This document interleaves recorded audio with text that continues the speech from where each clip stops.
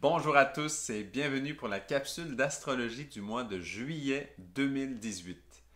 Donc en ce moment on est encore au mois de juin, alors au moment où je fais la capsule, et on pressent déjà ce qui s'en vient avec la pleine lune de juin qui est très intense.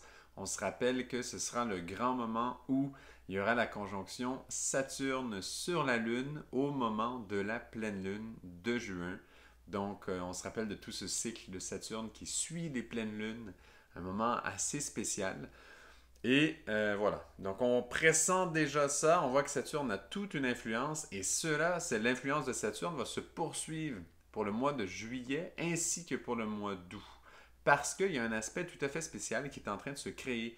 Et au mois de juillet, déjà, on va vraiment le sentir. On ne le sent pas déjà au mois de juin, mais au mois de juillet, ça va vraiment entrer en considération. C'est le trigone Saturne en tout début de Capricorne. Il faut se rappeler que Saturne est en train de rétrograder en Capricorne. Il avait avancé jusqu'à environ 7-8 degrés, si je ne me trompe pas, en Capricorne. Et là, en ce moment, il est en train de rétrograder jusqu'au... il va se rendre au mois d'août jusqu'à 2 degrés et quelques en Capricorne. Donc là, déjà au mois de juillet, il vient déjà toucher les premiers degrés du Capricorne. Et en faisant ça, il va faire trigone à Uranus qui, lui, est en train de finaliser son entrée en taureau. Il faut savoir qu'il va ensuite rétrograder. Il va refaire un petit saut, un dernier petit coucou en bélier. Et ensuite, il va repartir en taureau. Donc là, lui, Uranus est à la fin de sa poussée d'entrée en taureau. Il va arriver à 2 degrés et quelques. Donc ça va former un trigone entre Uranus en taureau à 2 degrés et quelques et Saturne en Capricorne qui sera aussi à 2 degrés et quelques. Et ça, cet aspect-là, je le dis tout de suite, mais c'est un aspect qui va arriver au mois d'août 2018. Donc, mais déjà cet aspect, comme les deux sont en fin de course, il commence à être déjà très précis déjà au mois de juillet et on va le sentir beaucoup. On va le sentir beaucoup parce que Uranus va jouer un rôle très clé au mois de juillet 2018, ce mois de juillet qui vient, parce que il y a des éclipses qui vont se montrer au mois de juillet. Il y a une éclipse partielle solaire qui va arriver au moment de la nouvelle lune, à mi-mois, à mi-juillet. Donc on a cet aspect qui va arriver et ce n'est pas le plus important car la deuxième éclipse, c'est une éclipse lunaire totale. Et cette éclipse-là aura des aspects vraiment très puissants qui vont l'accompagner. Et c'est à ce moment-là qu'Uranus va jouer un rôle très très très fort qui sera accompagné de Saturne avec le trigone. Hein. Donc cet aspect-là, déjà, on va le sentir beaucoup. Il est en train de s'installer. Donc finalement, ce qu'on peut voir, c'est la suite d'influences. On avait parlé au tout début de l'année que Saturne allait avoir une influence majeure en 2018 puisqu'il faisait son entrée en Capricorne, un signe où il gouverne. Il faut savoir que Saturne en Capricorne est très fort, il amène beaucoup de structure. Donc, on se rappelait que déjà Saturne allait avoir un rôle majeur. Et bien là, on a vraiment la preuve et c'est vraiment une suite d'aspects mois après mois où Saturne a tout un rôle vraiment clé. Et ça, donc, ça va nous parler de notre destin, de notre karma, des charges de notre incarnation, des conséquences de nos conditions extérieures. Qu'est-ce qu'elles vont amener? On travaille sur ça beaucoup. Et là, avec juillet, août, avec Uranus qui va dynamiser le Saturne, qui est aussi actif, qui suit les pleines lunes. Et là, comme c'est en pleine lune qu'on a les éclipses, hein, les éclipses, en tout cas, les éclipses lunaires. Donc, comme Saturne suit les pleines lunes, effectivement, il tombe éventuellement à un moment très actif, à un moment où il y a éclipse lunaire totale. Donc, vous voyez ce rôle de Saturne qui suit les pleines lunes, c'est vraiment pas anodin. Il y a vraiment cette connexion entre Saturne et la Lune se poursuit. Vous vous rappelez de la capsule sur les mystères de Saturne et la Lune. Je sais que la qualité du son était moyenne dessus, mais vraiment, elle est très importante.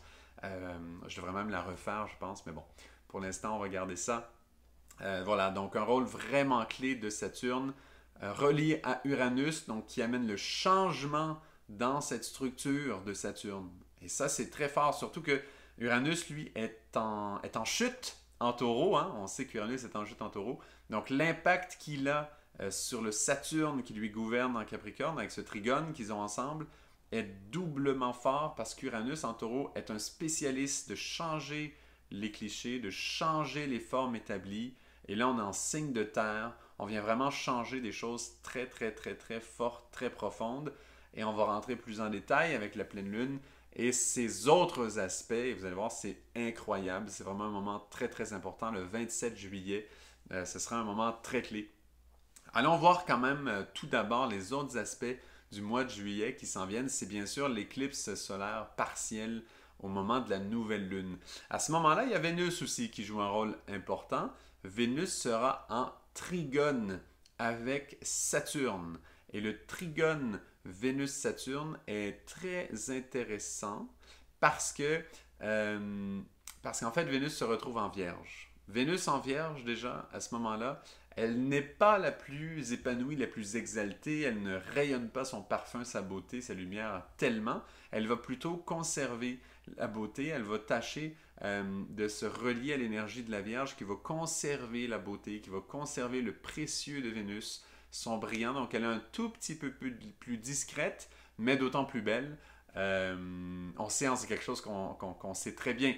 Quand les femmes se dévoilent énormément et qu'on voit tout, par exemple, si on pense à une plage de nudistes, ben en fait, il y a très peu d'excitation. C'est comme si la beauté, oui, elle est là, mais la beauté n'est plus quelque chose qui va pénétrer le subconscient à un point tel que il y a de l'excitation dans l'air, etc. Quand tout est montré, tout est vraiment exposé, ça vient calmer la beauté de Vénus parce que comme tous les yeux le voient, comme ça devient quelque chose de normal, de naturel, on va dire, le petit spécial de la beauté devient moins intriguant, on va dire. Il pique un peu moins le subconscient. Il est présent, mais il a une touche tout à fait différente. Pour ceux qui ont fait l'expérience, vous comprenez très bien ce que je veux dire par là.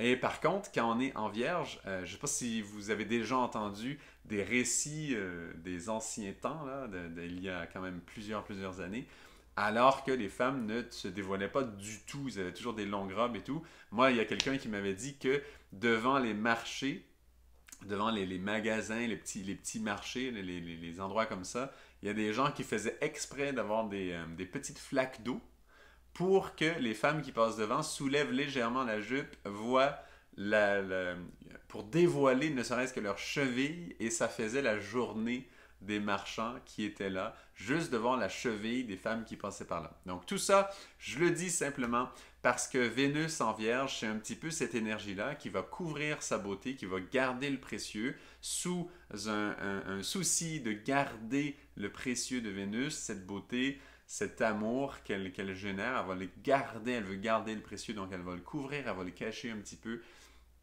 Et c'est ça qui en fait le mystère le plus fort. Et c'est en fait un moment où Vénus, effectivement, elle n'est pas en train de briller pleinement. Par contre, elle a toute une force à captiver l'attention puisqu'elle garde son précieux. Son précieux est tout à fait fort, très actif, et il a cette capacité à aller éveiller quelque chose chez les gens. Donc Vénus, à ce moment-là, très très forte, en fait, en Vierge. Elle n'a pas de position particulière en Vierge, mais quand même, elle est très forte. Et le trigone avec Saturne vient amplifier ce côté de protéger, de mettre des couches, de faire attention à sa Vénus, de ne pas trop la montrer. Donc c'est un moment où Vénus n'est pas au sommet de sa joie. Hein. On sait que quand elle ne se montre pas, elle se sent un petit peu restreinte, un petit peu limitée dans son rayonnement. C'est l'étoile du matin, Vénus, c'est celle qui brille le plus. Donc, elle aime bien briller. Donc, elle se sent un petit peu freinée dans son mouvement, mais je le souligne, ça ne veut pas dire qu'elle n'a pas d'influence et qu'elle n'a pas une force d'attraction tout autant puissante et vraiment captivante pour le subconscient. Donc, elle prépare quelque chose là de vraiment puissant à ce moment-là avec ce trigone avec Saturne. Au moment de la nouvelle lune et donc au moment aussi de l'éclipse solaire partielle du mois de juillet. Donc, voilà pour le trigone Vénus qui est en Vierge, Saturne en Capricorne. Maintenant, allons voir, il y a un autre aspect aussi. Jupiter en Scorpion, Mercure en Lion qui font un carré au moment de la nouvelle lune. Et ça, c'est sûr que Jupiter en Scorpion, là, il nous fait travailler beaucoup. Hein. Je ne sais pas si vous avez remarqué, on avait parlé de Jupiter en Scorpion l'an passé au moment de son entrée. C'est un moment très fort. Jupiter vient travailler des choses vraiment profondes en nous.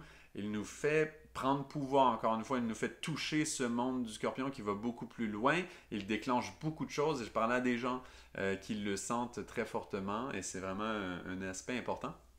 Donc là, qu'il fasse un carré avec Mercure. On sait que Jupiter-Mercure travaillent très bien ensemble. C'est un petit peu de l'enseignant et l'étudiant. Donc il y a vraiment cette polarité entre Jupiter et Mercure. Le fait qu'il soit en carré, Mercure qui est en Lion, c'est un petit peu comme si l'étudiant veut se montrer. Et en plus, Mercure qui, lui, en tant que planète, tourne toujours autour du Soleil, d'être dans un signe comme le Lion au moment du mois de juillet.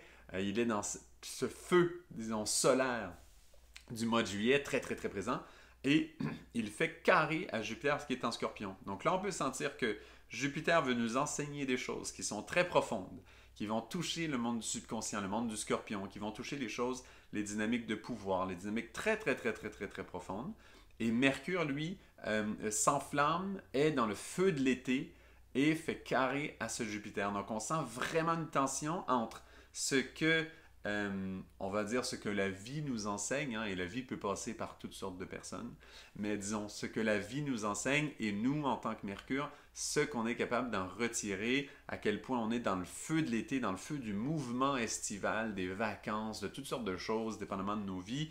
Donc il y a un petit carré, là, il y a une bonne tension, et c'est à ce moment-là qu'il y a éclipse de soleil partiel. Donc, au niveau de notre conscience, au niveau de notre héros, moi je dis toujours, hein, notre soleil, c'est vraiment notre héros, c'est l'endroit où on est conscient. Donc, c'est aussi l'endroit où on peut faire la différence, où on peut faire un choix conscient et qui va changer la donne de tout ce qui se passe de façon automatique, préprogrammée un peu dans nos vies, par notre subconscient, notre inconscient et tout ça. Donc, voilà, il y a une éclipse solaire partielle. Donc, c'est un moment où il y a quand même quelques tensions. Vénus, elle, ne brille pas trop énorme. Et puis Mercure, lui, est un petit peu en conflit là, avec Jupiter. Donc le côté apprendre n'est pas facile. On sent déjà une tension qui est en train de s'installer. Donc c'est une tension qui se place et on voit nos résistances surtout là pour cette éclipse-là, c'est vraiment Mercure qui résiste vraiment à Jupiter, qui veut nous enseigner des choses profondes, de l'eau des profondeurs. Mercure, lui, est dans le feu de l'été, du soleil. Donc, il vient résister à cette force-là et a un peu de misère à recevoir toute cette eau profonde de Jupiter. Par contre, le bon côté, c'est qu'on commence déjà à le sentir parce que qui dit tension dit attention. Donc, du coup, comme il y a une tension, notre attention va se porter sur la chose et on va sentir en fait à ce moment-là l'énergie jupitérienne, l'énergie de Jupiter. Qu'est-ce qu'elle veut nous apporter? Donc, en fait, cette éclipse solaire partielle de mi-juillet vient vraiment nous montrer le rôle de Jupiter en Scorpion. Donc, si vous ne l'avez pas encore senti, ce sera un moment pour le sentir de façon tout à fait spéciale. L'accent va être mis sur ça. Surtout que Vénus, elle, se repose, se retire un tout petit peu. Donc, ça donne vraiment la place à Mercure de faire ce travail tout à fait spécial. Donc, voilà pour la nouvelle lune et l'éclipse solaire partielle. Allons maintenant tout de suite à l'éclipse totale lunaire du 27 juillet. Donc là, déjà, j'avais déjà introduit le trigone Saturne-Uranus. Maintenant, ce qui s'ajoute à ça et ce qui est vraiment clé, c'est que, en fait, l'éclipse lunaire totale se passe au degré 4 donc du Verseau et du Lion. Donc la Lune se trouve en Verseau, elle est en conjonction avec Mars. Il y a aussi le nœud sud qui est pas loin, il y a la Lilith qui est pas loin. Donc il y a vraiment cette énergie Lune-Mars en conjonction qui sont totalement éclipsées, parce que le Soleil, lui, est donc à 4 degrés en Lion. Et du coup, la Terre est bien sûr entre les deux. Hein. Quand il y a une éclipse comme ça, c'est toujours le Soleil d'un côté, la Terre entre une éclipse lunaire. La Terre va être entre la Lune et le Soleil et va bien sûr éclipser la Lune. Et donc, il n'y a pas de lumière du Soleil qui va arriver sur la Lune alors que c'est une pleine Lune. Donc, c'est dans ces moments-là que ça peut arriver, toujours en pleine Lune. Les éclipses lunaires totales, les éclipses lunaires en fait. Donc, voilà ce qui se passe. C'est un moment tout à fait spécial parce que Mars est en conjonction avec la Lune à ce moment-là. Et il y a aussi le nœud sud qui est pas loin et Lilith. Donc, je sais pas si... Bon, le nœud sud vient représenter... En général, je ne travaille pas beaucoup avec le nœud sud. Je peux travailler avec, évidemment, là, mais j'aime mieux rester simplement avec les planètes parce qu'il y a tellement déjà à aller chercher avec les planètes. Cependant, cette fois-ci, c'est très particulier parce que la Lune et Mars conjoints cachés de la lumière du Soleil, avec le nœud sud pas loin, ce qu'on ressent, c'est vraiment des tendances du subconscient très, très, très, très vieilles. Et là, on est en Verseau, en plus. Donc, ça veut dire, le Verseau, c'est un signe qui est quand même très avancé, on va dire. C'est un signe qui travaille sur des notions qui sont très avancées, qui sont avec quel... le Verseau, en fait, vient introduire le sujet vraiment des égrégores, mais dans son sens le plus large. Ça veut dire que on va être conscient qu'en tant que personne, on travaille avec des égrégores. Des égrégores, ce sont des ensembles d'énergie qui vont rassembler des personnes. Par exemple, on pourrait dire qu'il y a l'égrégore des adolescents. Hein? On parle souvent des adolescents. Eh bien, on peut dire qu'il y a l'égrégore des adolescents. Quand on a un adolescent, on fait partie de cet égrégore, de ce groupe de tous les adolescents de la planète.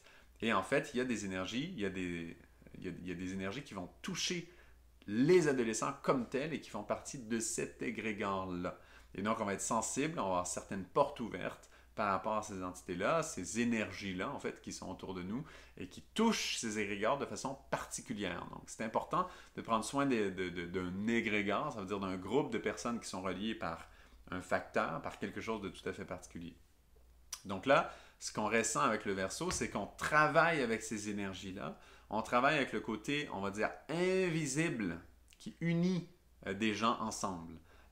Une chose comme ça qui est à la fois visible et invisible, ça va être les pays, par exemple, ou les partisans de quoi que ce soit. Quand on est partisan, quand on est patriote, quand on veut faire partie, partisan, patriote, quand on veut vraiment se rapprocher d'un groupe de personnes qui sont reliées par on ne sait trop quoi, en fait. Hein? Qu'est-ce qu'un pays? Est-ce qu'on connaît réellement notre pays? D'où est-ce que ce pays-là vient? Quelle énergie fait que ce pays-là reste ensemble et modelé de telle façon à un territoire assigné? Toutes ces choses-là, en fait, oui, il y a l'histoire qui explique certaines choses, mais il y a des énergies derrière tout ça qui vont beaucoup plus loin. Ben, tout ça vient toucher le signe du Verseau, qui, lui, connecte avec ces énergies qui vont beaucoup plus loin. Quels sont ces égrégores? Quelle énergie, en fait, ou quelle entité, ou quelle présence invisible, on va dire, vient travailler, que ce soit positif ou négatif, hein, il y a toujours les deux qui sont possibles. Donc, quelle énergie vient travailler avec un groupe de personnes reliées par un certain type d'égrégore? Hein? Et là, il y a des personnes qui sont sensibles à toutes sortes d'égrégores différents. Il y en a pour eux, les pays, ça va être très important. D'autres pour eux, ça va être un parti politique. D'autres pour eux, ça va être le côté environnemental, les environnementalistes, les écologistes, tout ce côté-là. Donc, il y a toutes sortes de choses là, qui vont être importantes pour nous. En fait, on est touché par différents égrégores qui sont en réalité la présence invisible qui regroupe ces gens ensemble. Ce sont des énergies. Hein. C'est vraiment pas quelque chose de logique qu'on peut comprendre. Évidemment, on peut l'expliquer en partie, mais vraiment la réalité d'une chose pareille, c'est vraiment une énergie invisible, une présence qui travaille avec des êtres pour faire un certain travail de nature différente, dépendamment des énergies en présence. Donc voilà. Donc le Verseau, lui, vient travailler directement avec ça, vient travailler avec notre conscience, de travailler avec ces énergies-là. Et c'est pour ça l'ère du Verseau qui vient rassembler tout le monde, parce qu'il travaille aussi sur l'égrégore de la planète Terre. Donc il vient travailler sur tous les égrégores, sur la réunion des personnes autour d'un ensemble, autour d'une idée en fait. Donc les idées nouvelles, les idées qui viennent rassembler les gens de façon particulière, c'est le Verseau qui vient travailler sur ça. Donc, en ayant la Lune, conjoint Mars, conjoint nœud sud qui est pas loin, et aussi la Lilith qui est pas très loin, qui amène tout aussi son réservoir de mémoire au niveau du vécu féminin, hein, dans la lignée, dans la généalogie, dans le monde, en fait dans l'histoire de l'humanité, tout le vécu relié au côté féminin, à la femme. La Lilith porte ça en partie, porte aussi d'autres choses, mais pour faire court, on va limiter à ça aujourd'hui. Et le nœud sud qui lui parle du passé, parle de, même pour ceux qui croient aux vies antérieures, parle des vies antérieures, parle même aussi donc des clichés qu'on va chercher de notre généalogie, hein, de ce qui vient de la généalogie du passé. Donc lui, le nœud sud vient refléter une partie de ça. C'est un endroit où on est relativement à l'aise puisque c'est connu, mais en même temps, il y a des charges qui viennent du passé. Donc, la Lune, conjoint Mars. Mars, lui, dans tout ça, Mars-Lune conjoint. Hein. Ça, c'est une conjonction tout à fait particulière parce que la Lune représente notre imagination, représente notre réceptivité, représente notre féminité, mais dans son sens vraiment réceptif, dans son sens de prendre soin, dans son sens d'enrober, de chaleureusement prendre soin. Eh bien, ça, la Lune vient représenter ça, d'avoir Mars à cet endroit, en conjonction avec la Lune, ça amène quand même toute cette force, toute cette énergie. C'est comme s'il y a un moteur dans notre imagination. C'est comme s'il y a un moteur dans cette force de prendre soin, qui est en général très passive. Hein? On sait que la saveur de la Lune, si on pense aux saveurs de la Lune, ça va être insipide. C'est le fait qu'il n'y ait pas vraiment de goût. Non, mais c'est pas quelque chose de négatif en soi. Hein? C'est juste que c'est insipide, ça vient pas colorer les autres choses, ça va se marier avec beaucoup d'autres choses parce que ça prend soin, ça enrobe, ça va emmener une texture, ça va emmener quelque chose de nourrissant, mais ça va pas colorer le goût vraiment. Alors que Mars, lui, sa saveur, ça va être le piquant. Donc si on mélange Mars et Lune ensemble, eh bien, on voit que c'est deux énergies tellement différentes parce que Mars vient dynamiser cette force de l'imagination et tout ça en étant relié à des forces du passé, avec le nœud sud qui est pas loin, qui sont reliées à des égrégores, parce qu'on est dans le signe du Verseau, donc c'est notre conscience, notre travail avec des plus grands égrégores. Et tout ça, hein, toute cette énergie-là, c'est cette énergie-là qui, c'est à ce moment-là que la Lune ne reçoit plus en fait la lumière du Soleil. C'est à ce moment-là qu'il y a l'éclipse lunaire totale. Donc vous voyez un peu, il y a un moteur dans toute notre imagination, toute notre réceptivité à nos acquis du passé, nos réflexes accumulés du passé, reliés à des égrégores du passé. Et pendant ce moment-là, le Soleil cesse d'envoyer sa lumière. Et quand il y a une éclipse de lune totale, ce que ça fait, c'est que les entités, on va dire, ou les énergies reliées à la Lune, on va dire un peu du côté... parce que la Lune, hein, vous savez, il y a toujours un côté qui reste éternellement caché de la Terre. Parce que la Lune tourne autour de la Terre et en même temps, elle a sa rotation autour d'elle-même à la même vitesse, ce qui fait qu'elle montre toujours la même face à la planète Terre. Donc finalement, il y a un côté qui est toujours dans l'ombre. Et au moment de l'éclipse totale de Lune, eh bien, à ce moment-là, c'est comme si les énergies qui sont dans l'ombre, toujours, de notre imagination, de notre subconscience que représente la Lune, elles ont en fait accès à l'entièreté de la Lune. Donc elles viennent comme ça prendre place et montrer... c'est un petit peu comme une part d'ombre, on pourrait dire. Hein? C'est vraiment un moment où ces entités de la subconscience ont en fait possibilité de se montrer davantage qu'à l'habitude. Donc ça, c'est quelque chose de tout à fait spécial et pris dans ce que je viens d'expliquer sur cette conjonction avec Mars, le nœud sud et tout.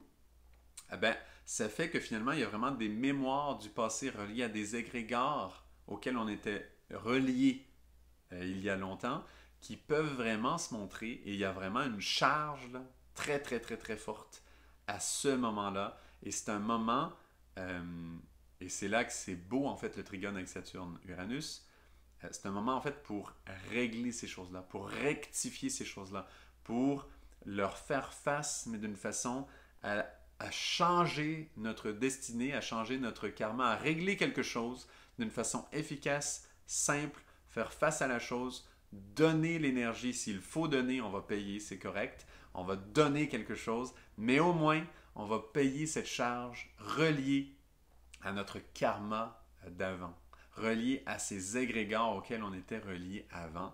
Parce que Uranus, lui qui est en taureau, à 2 degrés, on sait que Lune, Soleil sont à 4, Verseau et Lion. Eh bien, Uranus, lui, à 2 degrés, fait carré avec ces deux, avec et la Lune et le Soleil. Et ce carré-là d'Uranus en taureau vient vraiment bouleverser ses habitudes. Hein? On se rappelle, Uranus en taureau est capable de changer des habitudes qui sont ancrées, qui sont taureaux, là, qui sont dans la matière, qui sont déjà dans le roulement des choses. Acquis, c'est complètement acquis, c'est une habitude hein, en taureau. Et là, Uranus qui vient bouger ça, il vient complètement bouleverser ce moment-là. Donc, ça veut dire de grandes tensions pour ceux qui sont sensibles, pour ceux qui ont un système nerveux délicat, fragile. Faites attention à vous quand même. C'est quand même clé là, à Uranus qui va brasser toute cette énergie-là. Faites juste attention, en fait. Reliez-vous au côté constructif du taureau, d'Uranus en taureau, que en fait, on fait un changement, c'est pour avoir une stabilité, c'est pour... Et en fait, le changement qu'on fait, on veut l'établir, on veut l'ancrer, on veut qu'il dure après plusieurs années, 84 ans, jusqu'à ce qu'Uranus revienne pour rechanger tout ça. On veut que ça dure, ce changement-là. On veut quelque chose de beau, de constructif, d'apaisant, qui fait du bien, comme un paysage vert, comme on a maintenant en ce moment, en tout cas ici au Québec.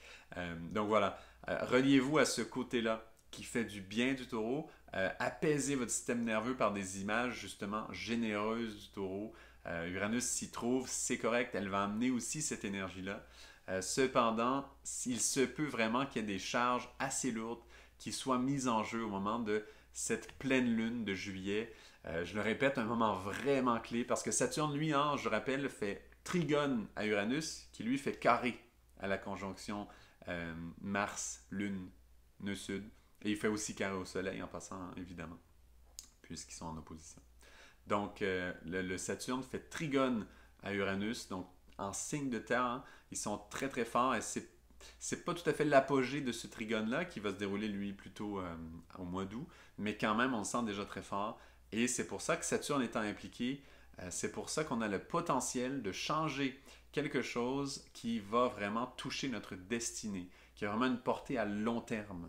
Parce que ce trigone entre Uranus et Saturne, ça veut dire Uranus travaille main dans la main avec Saturne qui lui gère notre karma, gère les conséquences du passé, les conséquences de nos conditions d'incarnation, etc. Donc là, vraiment un moment clé, je le répète. Et en même temps, un dernier petit clin d'œil, il y a Vénus qui fait trigone à Pluton. Vénus qui, elle, se trouve toujours en Vierge, et là, elle fait trigone à Pluton. Donc c'est très intéressant avec ce qu'on a mentionné avant au moment de la nouvelle lune. C'était vraiment une préparation pour Vénus, pour la pleine lune, qui est vraiment le moment clé du mois. Elle avait déjà ce trigone avec Saturne au moment de la nouvelle lune. Maintenant, Vénus a avancé et se trouve beaucoup plus loin dans le signe de la Vierge. Et maintenant, fait trigone avec Pluton. Et donc, ce côté précieux qu'on avait préservé, qu'on avait appris à recouvrir, qu'on avait appris à faire attention avec le trigone avec Saturne au moment de la nouvelle lune, maintenant, on fait trigone avec Pluton. Donc, on va toucher le précieux à ce moment-là. Avant, on le recouvrait, on prenait soin, on tâchait de le rendre peut-être un peu intriguant, mais moins exposé. Et là, au moment du trigone avec Pluton, on va le sentir. Parce que quand on protège quelque chose, quand on garde une énergie un certain temps, à un moment donné, elle va fleurir. C'est un petit peu comme quand on met une graine en terre d'une fleur magnifique, surtout quand c'est Vénus, si c'est une fleur. Eh bien là, après un certain temps, elle est en terre, en plus sans vierge. Donc, ce sont des signes de terre, Capricorne aussi. Donc, la graine va comme ça se développer. À un moment donné, elle va fleurir, elle va donner son nectar, elle va offrir son précieux. Donc c'est très spécial, hein? Parce qu'on va mettre une graine en terre, donc on va la cacher, on va cacher le précieux et tout. On va prendre soin, on va recouvrir de terre, on va recouvrir d'eau, on va recouvrir de tout ce qu'il y a besoin pour que ça pousse. Et au moment du trigone avec Pluton, on va toucher le précieux. Ça veut dire que au moment de cette éclipse lunaire totale, de ce carré Uranus à la conjonction Mars-Lune, nœud sud en Verseau, à ce moment-là, Vénus, elle, fait trigone à Pluton. Donc, on va sentir le précieux de quelque chose de très doux en nous, comme justement la fleur d'une plante. C'est son organe sexuel, hein, la plante, sa fleur. Et c'est vraiment la partie, je dirais, la plus délicate, aussi la plus éphémère, qui ne reste pas tellement, tellement longtemps pour une plante. Donc, c'est quelque chose de très délicat, de très doux, qui sent bon, qui est beau, qui est coloré, qui donne même un nectar sucré, donc qui est nourrissant, qui brille par sa beauté, par sa fraîcheur. Et donc, à ce moment-là, on va sentir ça en nous. C'est quand même pas un moment de l'exposer, surtout pas en fait avec l'éclipse lunaire totale, hein, mais par contre de le sentir en nous, de sentir ce précieux, de sentir qu'il fleurit. Donc, il va y avoir deux pôles. Il y a cette énergie-là au niveau de notre système nerveux qui va être très demandant, avec le carré Uranus à la conjonction Mars-Lune, et nœud sud avec l'éclipse. Donc vraiment chargé au niveau comme ça du système nerveux. Donc il s'agit vraiment de changer ces clichés par rapport à toutes les égrégores auxquels on est relié, surtout du passé. Donc vraiment fort, et ça c'est une occasion à ne pas manquer, et je pense qu'on va tous le sentir. Et de l'autre côté, il y a ce précieux qu'on va sentir, cette Vénus qui donne une fleur en nous et qu'on va sentir le précieux de ça. Et donc de protéger la fleur en nous par rapport à tout ce brouhaha de ce travail sur les anciens égrégores, en fait. Ça, c'est vraiment clé. Et pour se relier à ça, il faut se rappeler, placer dans notre tête, dans notre senti aussi, hein, dans notre corps entier, placer Uranus en taureau comme étant relié à un changement qui ancre une stabilité nouvelle pour l'avenir. Donc c'est sûr qu'au moment du changement, c'est déstabilisant, mais en même temps, juste sentir, être bien conscient qu'on est en train de mettre des nouvelles bases pour se relier à des agrégats qui vont être plus doux, qui vont être plus paisibles, qui vont être plus beaux et qui vont respecter davantage notre fleur intérieure par rapport à notre Vénus, ce précieux qu'on a protégé. Voilà, je pense que ça conclut cette capsule du mois de juillet 2018. C'est un mois à ne pas manquer qui va être très intéressant. Merci beaucoup. Si vous avez des questions, posez-les dans les commentaires. Ça me fait toujours plaisir de répondre. Des fois, ça me prend un bout de temps parce que je suis très occupé. Par contre, je vais toujours le faire dès que je peux. Et puis, bien sûr, likez, partagez, et puis abonnez-vous si vous pouvez, puis aussi activez la petite cloche des notifications, parce que c'est comme ça que vous saurez quand est-ce que je vais présenter la prochaine capsule. J'ai bien hâte de faire une capsule sur les mystères de l'astrologie. J'en ai plusieurs qui me trottent dans la tête. J'ai hâte de le faire. C'est toujours une question de temps, et j'espère pouvoir le faire bientôt. Donc, merci à tous d'avoir écouté, et à la prochaine!